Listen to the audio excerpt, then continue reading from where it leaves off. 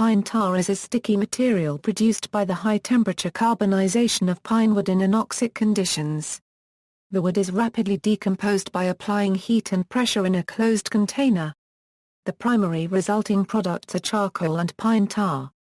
Pine tar consists primarily of aromatic hydrocarbons, tar acids and tar bases.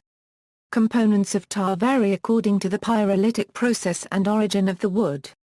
The choice of wood, design of kiln, burning and collection of the tar can vary. Only pine stumps and roots are used in the traditional production of pine tar. Pine tar has a long history as a wood preservative, as a wood sealant for maritime use, in roofing construction and maintenance, in soap such as Packer unregistered trademark S pine tar soap, and in the treatment of carbuncles and skin diseases, such as psoriasis, eczema, and rosacea. History and general use. Pine tar has long been used in Scandinavian nations as a preservative for wood which may be exposed to harsh conditions, including outdoor furniture and ship decking and rigging. The high-grade pine tar used in this application is often called Stockholm tar since, for many years, a single company held a royal monopoly on its export out of Stockholm, Sweden.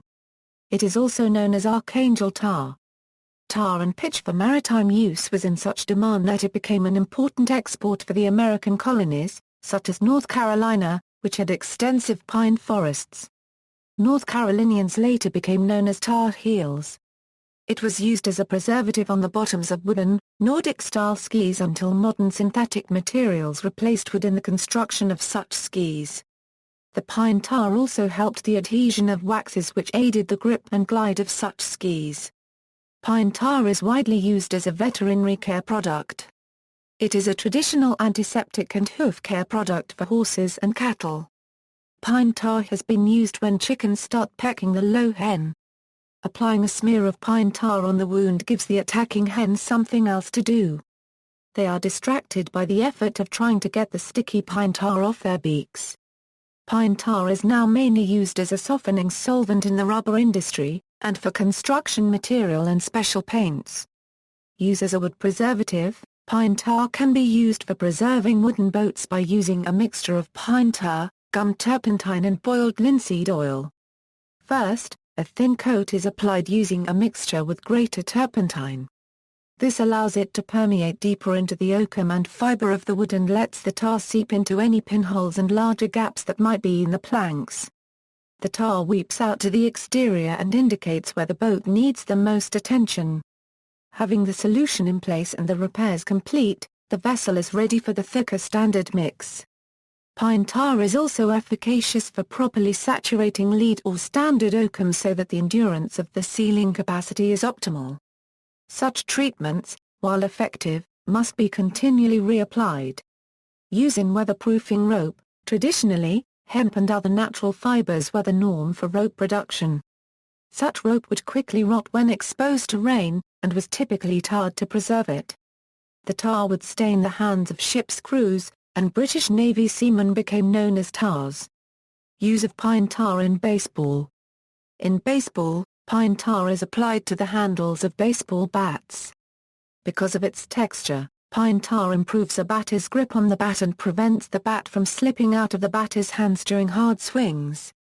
It also helps hitters, because they do not have to grip the bat as hard and thus the hitter gets more pop. Rule 1.10, c, of the 2002 Official Rules of Major League Baseball states that batters may apply pine tar only from the handle of the bat extending up 18 inches. The most famous example of the rule being applied is the pine tar game, the July 24, 1983 game between the Kansas City Royals and New York Yankees in which George Brett hit a home run to put the Royals ahead 5-4. Yankees manager Billy Martin immediately protested that Brett's bat had more than 18 inches of pine tar. The umpires called Brett out and nullified the home run. However, league president Lee MacPhail overruled the umpires. MacPhail said that the pine tar restriction wasn't about competitive advantage, but economics. If too much pine tar was on the bat, pine tar would end up on the ball and render it unusable for play. MacPhail said that the umpires shouldn't have taken the home run off the board, but simply discarded the bat. The game was resumed from the point of the home run, and the Royals won. Pine tar is also sometimes used by pitchers in baseball to improve grip on the ball in cold weather, although it is questionable whether it gives a pitcher any competitive advantage. However, the application of any foreign substance to a ball is expressly prohibited by 8.02 of the official rules of Major League Baseball. If a player is caught violating this rule, it results in an automatic 10-game suspension in the minor leagues. There is no mandatory suspension for this infraction at the major league level, although suspensions are often used to discipline offending players. Medical: pine tar has also been used for treating skin conditions, often as soap, though this use as a drug was banned by the FDA along with many other ingredients, due to a lack of proof of effectiveness. Some pine tar products contain creosote, a probable carcinogen.